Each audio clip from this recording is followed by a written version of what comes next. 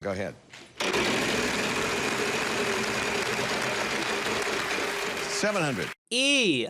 3 E's, yeah.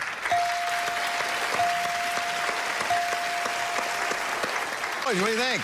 I would like to solve Go ahead, say what's up there. honest review. Nice job. I guess you like the category, huh? Hey, what's going on? You guys, Depdoc here. Welcome back to another honest review on the channel, where today we are going to be discussing the brand new movie that just dropped today, I guess. The Batman 2022. I just went to go watch it last night with some friends, and I'm going to give my honest opinion about it. Now, before we get into this video, I'd really appreciate you guys would please leave a like and subscribe to the channel for more honest reviews to come in the near future. And yeah, let's just hop right into this movie. Now, my opinion about this movie is that I don't really want to talk and discuss about any spoilers in a movie, because number one, this movie is probably going to be watched by a lot of you guys that are watching this movie, so this is a non-spoiler review. But, if you guys want to see a spoiler review, let me know down in the comments and I'll do one of those. But yeah, anyway guys, The Batman, it's a very different movie than I would have thought it would have been. So, going into this, I thought it was rated R. It wasn't. It's rated PG-13. The reason for this is because it just looked like a dark Batman movie, and I originally thought that was going to be the plan.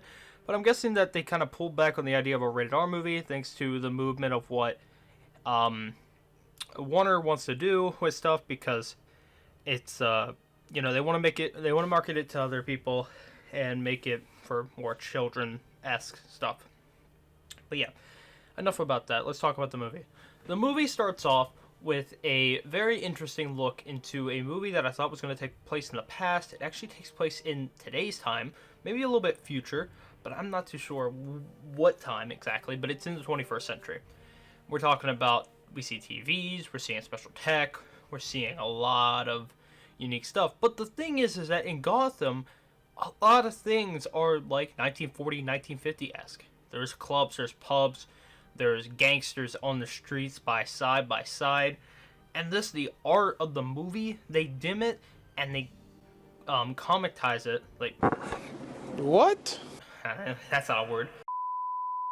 They make it more look like a comic book in the form of, like, okay, this is a example from the map Shadows of Evil from Black Ops 3, Morgue City. It has that esque, the dark brown and yellow glow that shines through the city. It's just there. It reminds you of, like, it's like 1940s New York. Pretty like unique there. Also, my talk about the idea of Robert Patterson being Batman. I didn't really like the idea in the beginning because I thought Robert Patterson would just, not perform as well for Batman. But I was wrong, because he actually was a pretty good Batman. I can't lie. He actually looked, pretty big as a Batman. He had like the bigger like esque shoulders like Batman does. So he kind of fit like the Batman idea for him. Also, another thing, I don't think this is a spoil, but they called him Mr. Vengeance instead of Batman, which was something that I didn't know how to react to, but it was different because everybody's like, "Oh, the Batman," and everything. And you notice a lot more people actually dislike Batman, like the cops and just good civilians actually dislike Batman more than just they actually all accept him, which is something different. Like, I didn't ever expect that. And the villains of the movie are like basically just the Riddler. I don't know if that's a spoiler or not. Hopefully it's not. But yeah, the villain is the Riddler.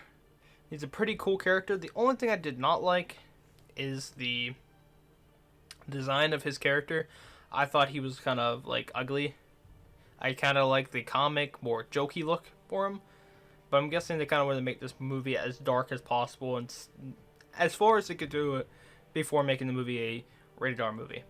So yeah, they tried to make him look dark, and he did some very like creepy stuff, and like made me go, whoa, that's a little too much.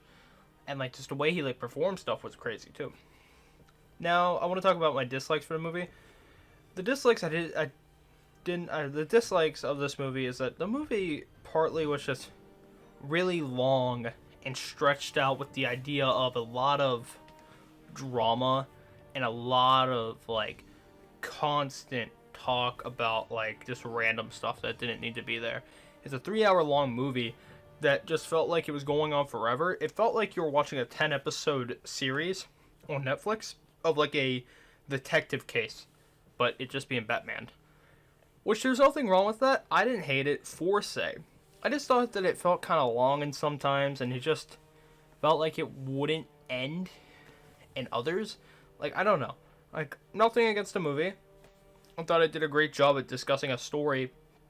But yeah. Another thing I didn't like about the movie was I did not like how many like action scenes just basically got cut down to nothing.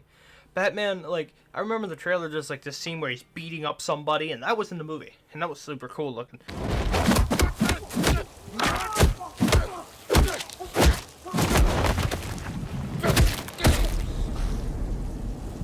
I'm vengeance. And everything, but the problem is that Batman just basically, like, anytime he would beat up somebody, or like anybody else would beat up somebody, it just basically turned into the idea that they would just not be shown. Like, somebody could get like beaten up, and then you just get a panned out scene of the weapon, but you wouldn't see the victim of what they turned into the aftermath. You wouldn't see a lot of blood. You wouldn't see anything. And that's kind of like a big turnoff for me, because I'm like, yo, like, this movie was supposed to be dark, and then you're kind of just pulling out all the action scenes from the movie. There was no cool action scenes and anything like that, and I think that kind of like takes the entire point, because I remember like in Dark Knight, Batman has like an actual kind of fight with the Joker. It's a little different.